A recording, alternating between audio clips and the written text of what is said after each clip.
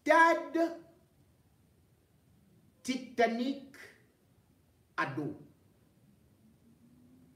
Stade O avec EAU, olympique, A.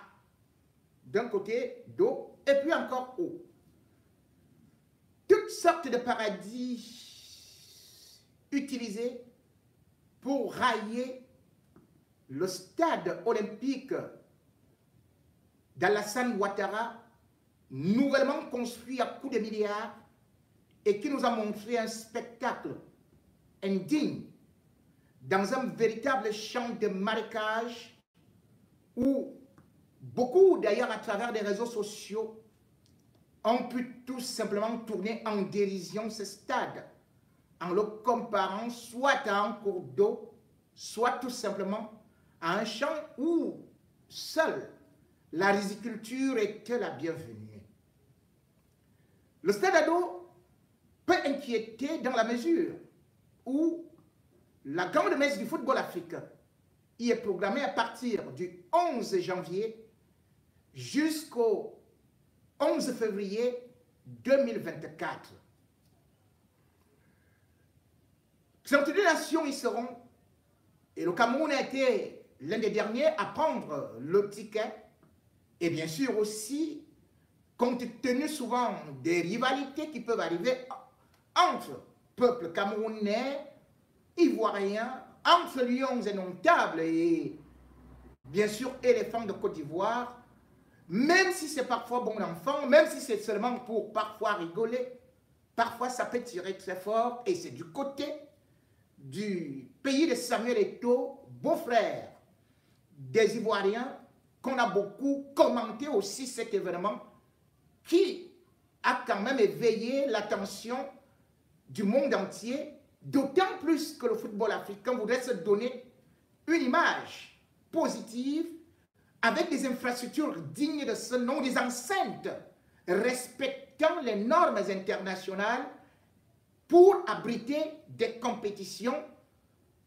pour avoir à promouvoir sur le plan marketing et ainsi aussi gagner sur le plan publicitaire les annonceurs. L'image donc de la CAN est devenue importantissime et devrait être revalorisée par d'abord la qualité des infrastructures sportives. Or, qu'est-ce qu'on a vu? Eh bien, un stade qui, au bout seulement de 15 minutes de pluie, était devenu un véritable champ de guerre. Inondation et surtout un gazon qui pouvait, bien sûr, sauter comme tout simplement quelque chose, une vieille moquette qu'on avait déposée à l'emporte-pièce sans un véritable soin. Spectacle à la fois hilarant, agaçant, humiliant, ou bien sûr, on a tendu le premier dirigeant de la Côte d'Ivoire pour qu'il prenne la parole, mais n'a pas pris cette parole, mais c'est plutôt le porte-parole qui est venu faire une sorte de récitation pour calmer les ardeurs ou les critiques en disant tout simplement que c'était une pluie exceptionnelle, une pluie certainement torrentielle qui a créé ce désagrément pour ce stade qu'on nous présentait pourtant comme un joyau architectural. Il a parlé donc des problèmes de drainage et qu'il y a des équipes d'experts qui ont été mobilisées après, suite ou plutôt suite à un conseil des ministres qui a eu à se tenir à la primature, enfin une réunion à la primature où les acteurs du football se sont réunis pour essayer de voir comment pallier, comment régler ce problème inquiétant, d'autant plus que c'est ce stade qui, normalement, doit accueillir la finale de la CAN 2024 et surtout va aussi accueillir le match d'ouverture. Mais alors, quelle image? Image d'impréparation, image d'amateurisme, image surtout d'improvisation où finalement on se rend quand même compte que ceux-là qui sont réunis autour d'un groupuscule appelé Task Force et qui nous ont, à bout de force, à bout de parole, mis l'idée que la Côte d'Ivoire était prête, nous ont finalement démontré que la Côte d'Ivoire n'était pas prête, du moins sur le plan infrastructure, sur le plan ne serait-ce que de ce stade qu'on a pu voir. On a beau dire que c'est la pluie, une pluie diluvienne, bon sang, une pluie de 15 minutes, mais avant cela, il n'y avait même pas de pluie qu'on voyait déjà à l'échauffement. La pelouse s'est détachée. En mode de, on ne sait dans quel champ où les bœufs, les chevaux font certainement une course. Au bout seulement de quelques minutes de match et d'une pluie, on a vu finalement le vrai état de ce stade. Ce stade, pourtant inauguré le 3 octobre 2020, n'a pas eu une durée de vie longue, puisque d'ailleurs certains l'appellent déjà aujourd'hui pelouse Shinton. Derrière cela, nous qui sommes habitués à pouvoir regarder ce qui se passe ailleurs, nous pouvons également nous interroger par rapport à ce que ce stade est-il capable de pouvoir abriter une compétition, même si ce sera dans une période où il n'y a pas de pluie. Nous sommes quand même surpris qu'un pays comme la Côte d'Ivoire, qui connaît sa pluviométrie, que ce soit après une réunion qu'on nous dise qu'on va convoquer les gens de la météo pour pouvoir relever la pluviométrie et savoir exactement la quantité d'eau qui a eu à tomber. Alors là, on revient, on peut tomber de haut. La Côte d'Ivoire, et surtout les dirigeants, donc en tête, le ministre des Sports, Paulin Danou,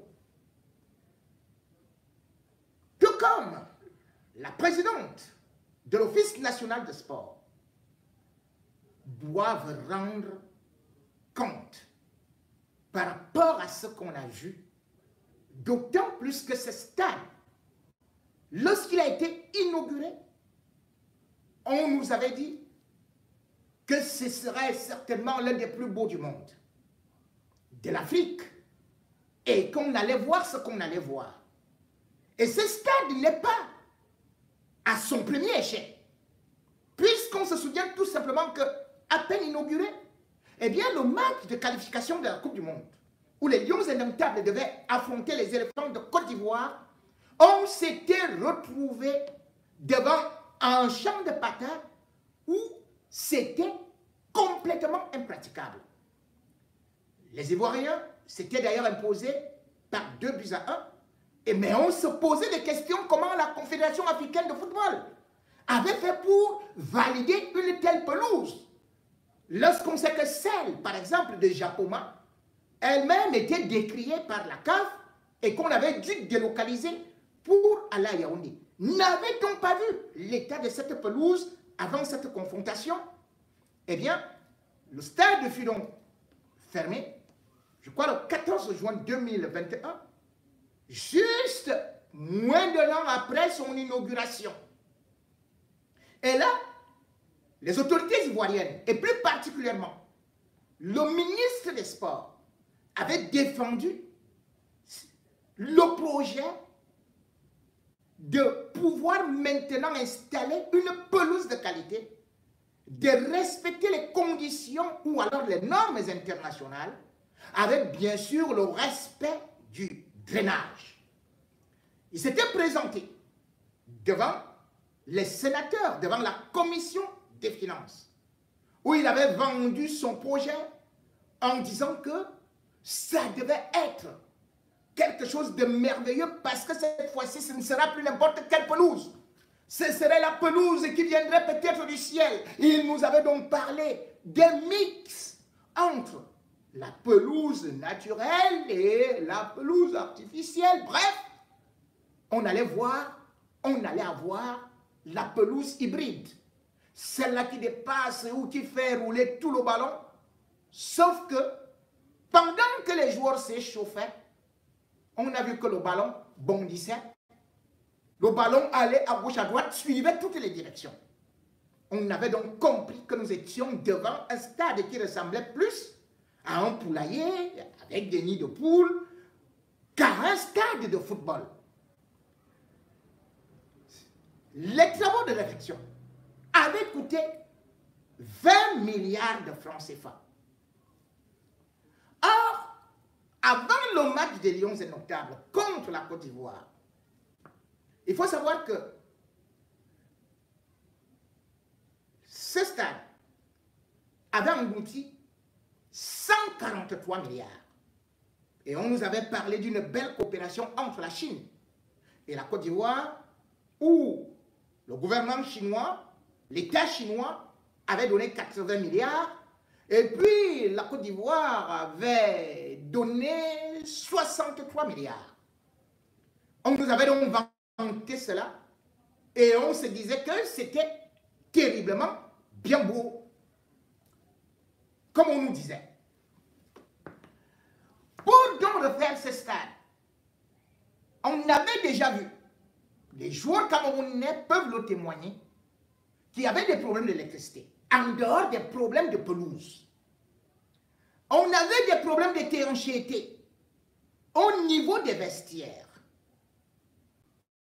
Bref, il y avait des problèmes qui s'étaient révélés. Mais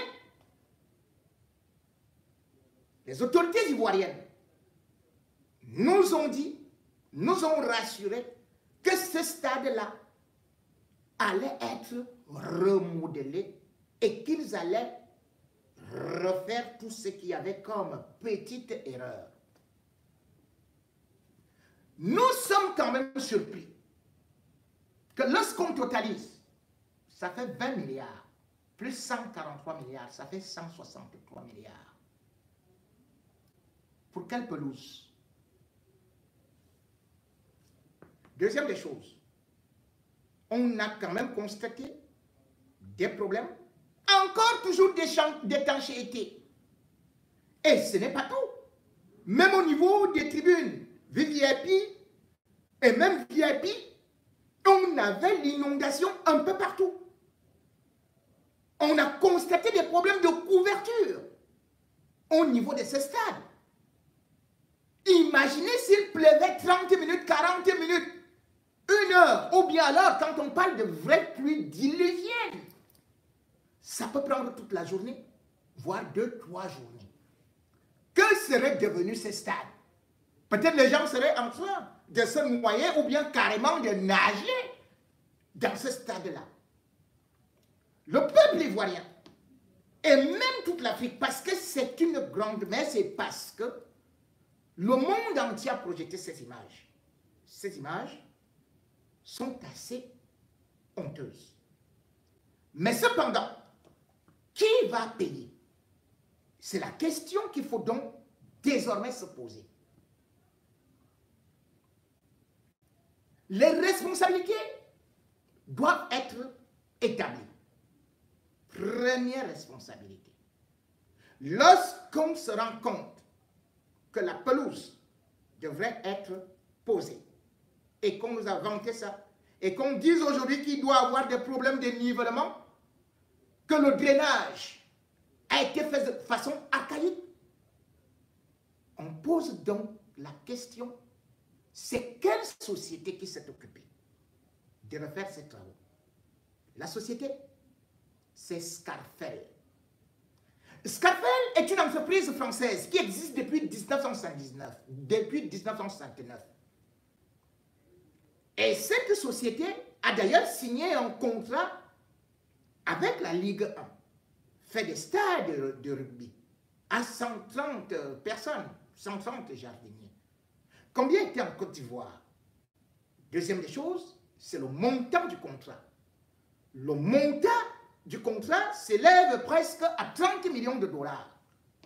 Or, lorsqu'on voit les pelouses qui ont été posées par Scafell en France, par exemple, le terrain de l'en avant Guingamp et bien d'autres, ça a coûté à peine 1,5 million d'euros, maximum 2 millions d'euros. Dites-moi, en Côte d'Ivoire, 30 millions d'euros, 30 millions d'euros d'anneaux. Monsieur le ministre, n'est-ce pas une surfacturation? N'est-ce pas du banditisme bien organisé? N'est-ce pas un détournement de fonds? Quand on dit aujourd'hui que c'est une affaire de pluie, lorsque le drainage n'est même pas fait, quels sont les vrais travaux qui ont été assignés, les missions qui ont été assignées à cette société? Si on regarde encore derrière, ce sont les petits arrangements. La Côte d'Ivoire, comme il faut le dire, n'a pas eu une canne comme ça au hasard. C'est depuis 2014 que la canne a été attribuée à la Côte d'Ivoire. Donc il y avait le temps pour faire des stades. Ça fait presque 9 ans. Et la canne devait se tenir en 2021, puisque celle du Cameroun devait se tenir en 2019. Le Cameroun a échoué. La canne du Cameroun est partie en Égypte. Finalement, on a rééchelonné dans ce système qu'ils nous ont appelé le glissement. Ce glissement devait donc normalement bénéficier à la Côte d'Ivoire d'être complètement prête parce que c'est elle qui a demandé à organiser une canne. On n'a pas imposé ça à la Côte d'Ivoire. Mais la canne, qui pouvait d'ailleurs se tenir selon la programmation qui était faite en juin et juillet 2021, a été repoussée en 2022, depuis 2023. Et d'ailleurs, en 2022, ça devait toujours se jouer ça devait se jouer en janvier, pas en janvier, mais en juin et en février. Mais elle a été décalée. Lorsqu'elle est donc décalée, cela veut dire que les pouvoirs publics ont tout le temps pour s'organiser et livrer les stades à temps. D'autant plus que ils ont prêté serment, ils ont pris un engagement. Rappelez-vous, nous sommes exactement en avril 2012. Le ministre des Sports déclare devant le monde entier que toutes les infrastructures relatives à la CAN en Côte d'Ivoire seront livrées au plus tard le 31 décembre 2022. On se retrouve maintenant le 15 décembre 2022. Cette fois-ci, ce n'est plus le ministre des Sports qui vient parler, qui avait prêté serment. Tout le monde avait applaudi. Cette fois-ci, c'est Amiacha qui vient, qui nous dit, attendez, attendez, les stades sont déjà prêts à 80-90%. Et soyez-en sûrs, nous allons respecter le calendrier de la CAF qui a eu à nous laisser jusqu'en avril pour pouvoir finir les stades.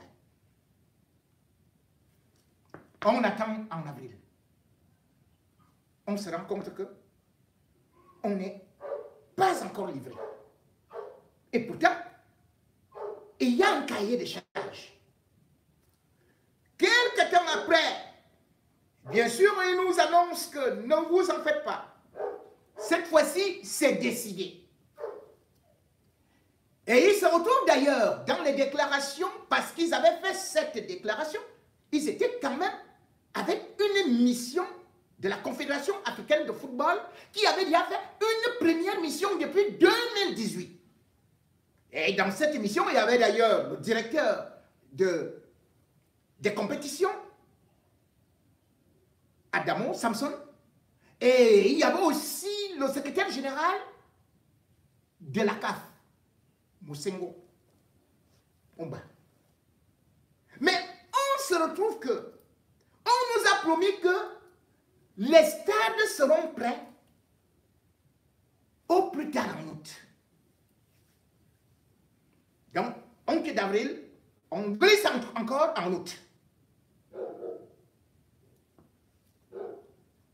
Nous avons dépassé août. Et là, qu'est-ce qu'on est en train de voir? Alors que nous sommes en septembre, à moins de 4 mois de la CAN, alors que les autorités nous ont rassurés, alors que des personnalités de la CAF ont dit que tout était tellement bien fait qu'ils félicitaient la Côte d'Ivoire, on se retrouve avec un stade qui ne répond pas aux conditions internationales, puisque d'ailleurs, après le match contre le Cameroun, la Côte d'Ivoire avait dû s'expatrier, s'exiler par rapport à ces matchs contre le Malawi et le Mozambique. Et surtout, on nous disait que ce sera le plus beau joyau architectural. Aujourd'hui, lorsqu'on voit ce qui s'est passé, en combien de temps vont-ils mettre une pelouse digne de ce nom?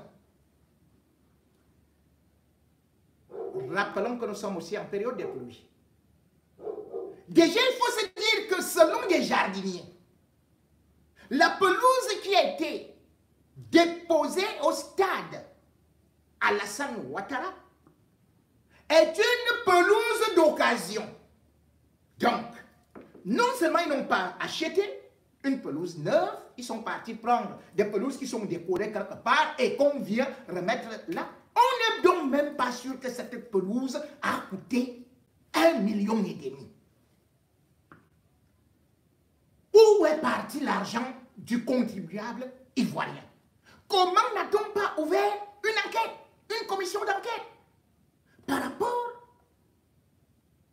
à ce scandale qui n'est pas seulement ivoirien, mais qui est continental, parce qu'il s'agit d'une compétition continentale, une compétition phare.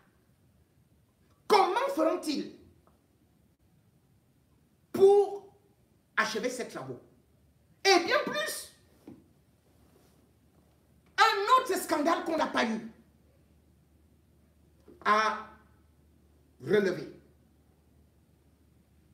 Il faut se dire que ce stade, oui, sur le plan de la structure, il est beau, 51 mètres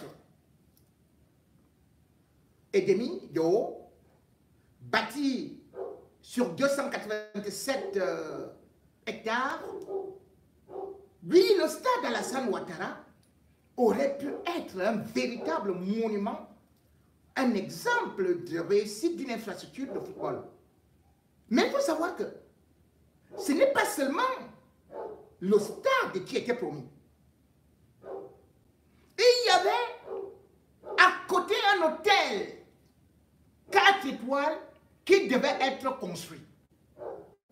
C'est vrai que je ne suis pas ivoirien, je ne suis pas allé en Côte d'Ivoire.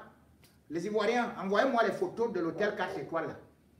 Vous savez, moi aussi, je cherche encore l'hôtel de notre stade, hein, le stade Paul Biya. Mais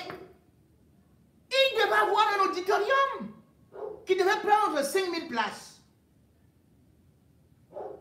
Bon, si l'auditorium là est déjà fini, vous me dites, hein, il devait y avoir même une structure pour la médecine du sport.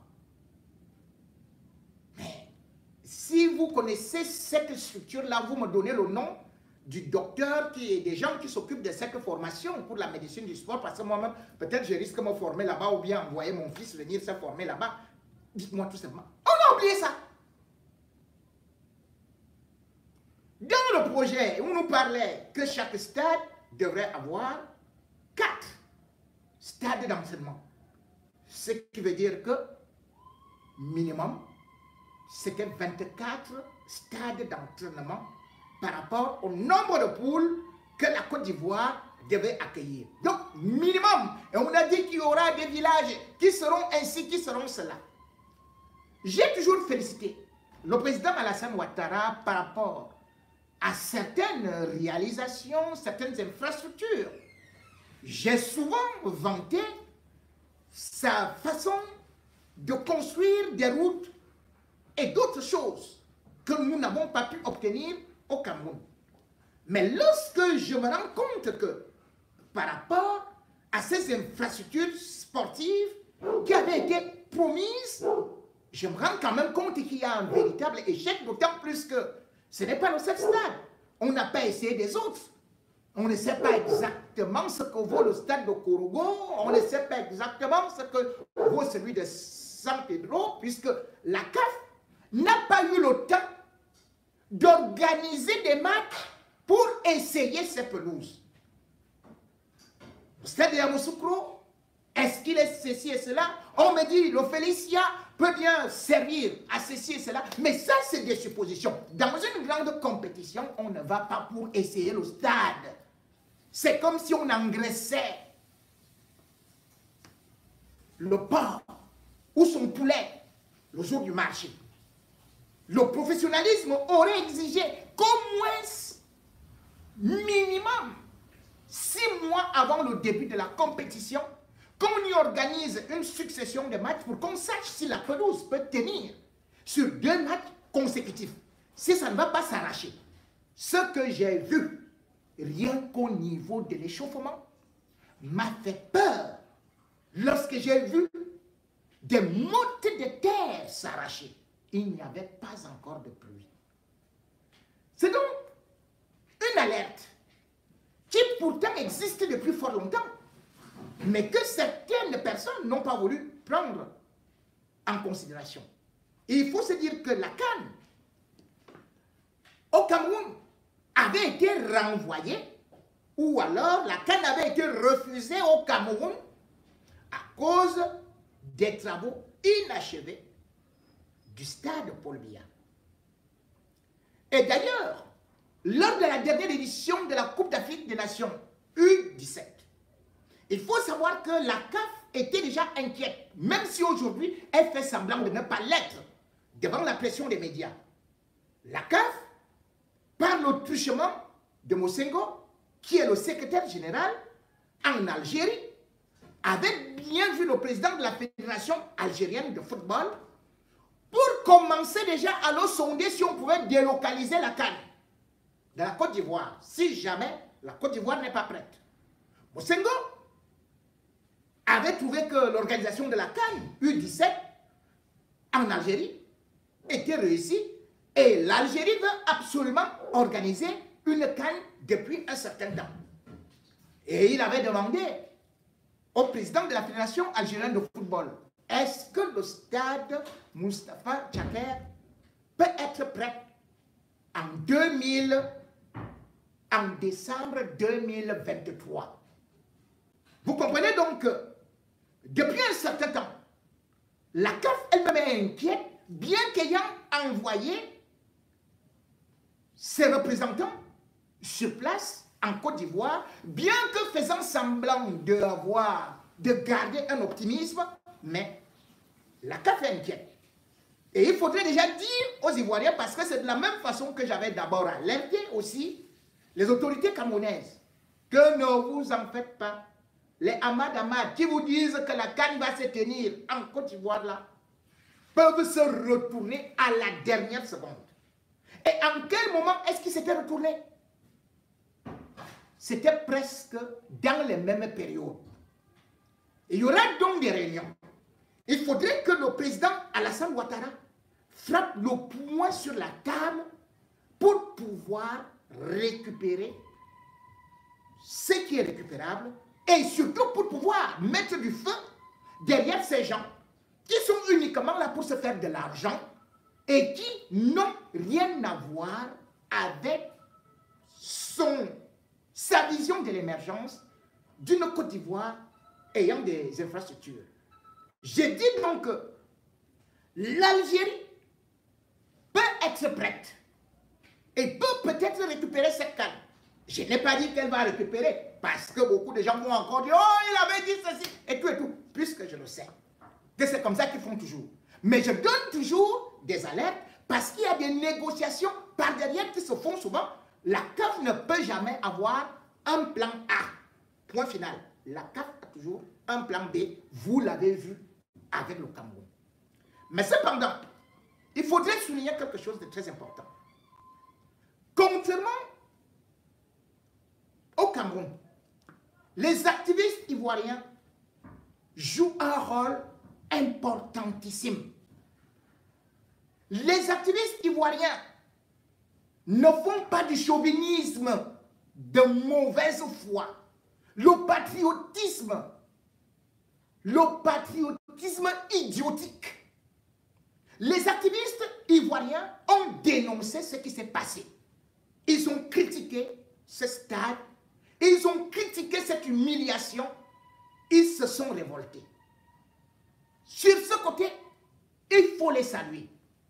Oui, je ne parle pas souvent de Makosso, mais je veux le féliciter aujourd'hui parce qu'il s'est levé et il a dit ce n'est pas normal, il faut rendre des comptes.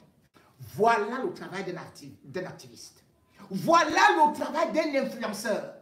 Il faut féliciter des gens comme Apouchou qui a montré l'état de ses chaussures pour sensibiliser comment est-ce qu'il est rentré. Il n'a pas tout simplement dit que oh, comme je suis ivoirien, ça va me faire honte, je ne suis pas patriote, on va dire que je ne suis pas patriote.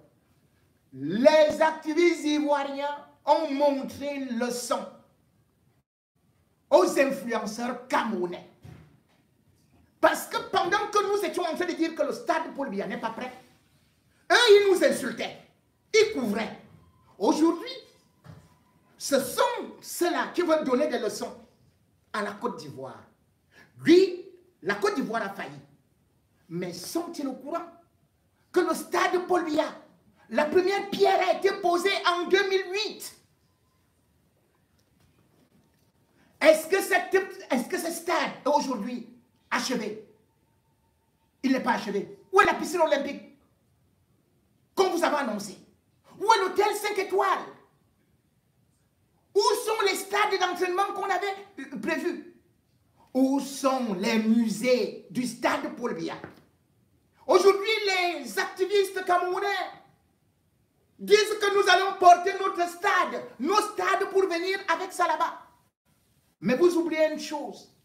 Là où les Lions indomptables jouent aujourd'hui, c'est à Garoua. Un stade construit par Amadou Ahidjo, qu'on a juste vu à venir investir des milliards pour rénover.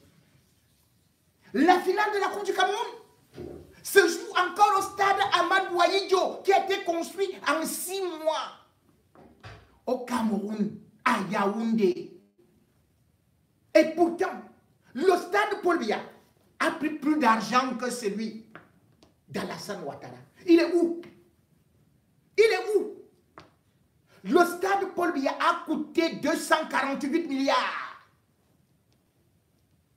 248 milliards alors qu'au départ, on disait 165 milliards. Après, on nous a dit qu'il fallait encore 58 milliards. On s'est retrouvé avec un stade à plus de 300 milliards. Et puis, ils nous ont dit que on va prendre quelqu'un qu'on appelle Maguil. Aujourd'hui, le Cameroun a été condamné le même jour que la Côte d'Ivoire annonçait aussi que ces stades sont prêts, c'est-à-dire que le 11 juillet, Parce que c'est le 11 juillet que la Côte d'Ivoire a dit, le 11 juillet 2023, que la Côte d'Ivoire a annoncé que ces stades sont prêts. C'est là où le Cameroun était condamné à Paris à verser à McGill 15 milliards de francs CFA. Donc un stade n'est pas achevé. Un stade a déjà pris plus de 300 milliards, un seul stade. Je vous rappelle que la CAN en Côte d'Ivoire, c'est 200 milliards. La CAN, pour être organisée au Cameroun, a pris près de 3 000 milliards. Nous sommes partis nous endetter un peu partout. Et regardez le résultat. Où est le stade Paul Biya? On va se moquer, ou nous sommes prêts à courir seulement pour aller nous moquer des Ivoiriens. Oh, regardez votre stade. Oh, c'est titanique. Oh, stade à dos. Oh, regardez. Oh, l'humiliation totale. Mais attendez. Le stade Paul Biya, le jour de l'inauguration, là-bas, il y a eu quoi? Les matchs qu'il y a eu là-bas. Vous oubliez qu'il y a eu des morts d'hommes? 9 morts. Vous avez appris ça où? Un stade qui est inauguré, en pleine canne. Il y a eu le sang. Et dans tout ça, les activistes, nous les Camerounais, les Biyamounais, on était en train d'applaudir Paul Biya. On était en train d'applaudir Paul Biya. On était en train de le supporter. Quand les Algériens ont dit que notre stade de Douala ressemblait à un champ, les Camerounais se sont dressés pour dire non, non, non. Alors qu'on voyait le stade de Japoma, qu'on dit maintenant qu'on va porter là. On était en train de vouloir mettre la peinture. C'était des touffes d'herbe qui étaient... On ne comprenait rien. Le stade était congolais-bon. Le stade avait la calvitie. Le stade Japoma avait la calvitie. Quand on jouait contre l'Algérie. Mais nous, Camerounais, comme nous ne voulons pas voir ce qui est mauvais chez nous, nous voyons seulement ce qui est mauvais chez les autres. Nous savons critiquer ce qui est mauvais chez les autres. Nous partons parler d'un stade. Regardez la poste centrale de Yaoundé. Chaque année, il y a inondation. Depuis 41 ans que Paul Biya est au pouvoir. Et vous partez parler de l'inondation des stades alors que votre capitale, notre capitale, pour traverser, on nage chaque année. On n'a pas pu trouver un système de drainage pour les eaux du Mfundi. Regardez notre capitale politique. On aime dire, oh, la Côte d'Ivoire, c'est seulement Abidjan, il n'y a rien après. Mais regardez, Douala, c'est une ville. Mais ça ressemble à une ville quand on bombardait l'Irak, quand il y avait la guerre en Afghanistan, ou bien quand c'était la Syrie. Il y a des nids de poules partout, il y a de l'eau. Il faut plier le pantalon jusqu'ici.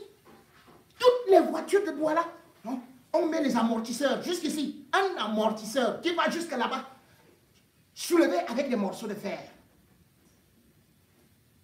Nous devons aussi regarder ce qui se passe ailleurs. On n'est pas les meilleurs. Notre président n'est pas le meilleur. Ce que Ado a fait en peu de temps mérite des encouragements. Mais cependant, je vais lui dire de sanctionner tous ceux-là qui ont eu à humilier non seulement la Côte d'Ivoire, mais aussi son pays. Parce que là, il y a eu des détournements. Nous souhaitons que la Côte d'Ivoire se relève et que les dirigeants puissent comprendre justement ces manquements qu'il y a eu afin de pouvoir redresser la barre. Mais pour l'instant, la Côte d'Ivoire n'est pas morte et nous espérons que la Côte d'Ivoire va offrir un spectacle digne de ce nom et qui aura encore de l'hospitalité parce que nous sommes des frères et parce que nous avons des liens qui méritent toujours d'être renforcés, le reste n'étant que le sport. Mais cependant, comme je le dis, je tire encore mon chapeau, non seulement aux journalistes ivoiriens, mais aussi aux activistes qui font bien leur rôle. Chez nous, pour être un bon Camerounais, il faut dire Paul Ayop, Ayop, Ayop, Ayop.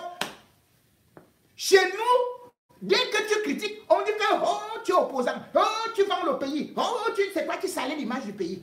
Mais pendant ce temps, regardez comment est-ce que les poubelles sont partout. À Yaoundé, à Douala, on ne ramasse pas. Et c'est moi qui viens salir l'image du pays. Parce que je vous dis que non, rectifiez. C'est avec ça que les Ivoiriens essaient d'avancer. C'est comme ça que toutes les démocraties avancent. Un bon patriote n'est pas celui-là qui laisse le faux devant lui, qui laisse le détournement et qui lui-même va seulement tendre la main dès qu'on lui donne un peu d'argent et commence à dire « Oh, vous avez vu notre autoroute ?» Autoroute de 20 km. De 20 km pendant 22 ans, pendant 30 ans.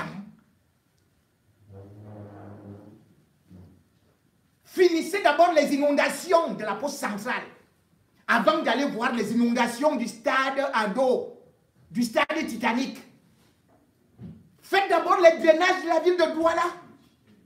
La France a donné au Cameroun près de 900 milliards en 10 ans, rien que pour finir le drainage à Douala. Vous n'avez pas réussi à le finir. Vous bouffez de l'argent. Mais quand c'est en Côte d'Ivoire, vous courez, vous dites ah, regardons, le stade, oh, ceci et cela.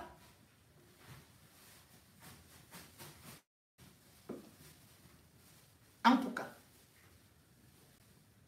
moi également, je n'ai pas besoin de flatter les dirigeants africains.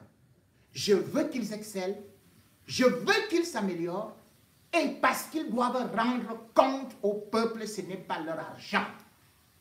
C'est l'argent du contribuable. Que ce soit en Côte d'Ivoire, au Cameroun, au Gabon et partout, les dirigeants doivent rendre compte. Et lorsqu'il y a des manquements, il faut constituer une commission d'enquête indépendante pour trouver les coupables.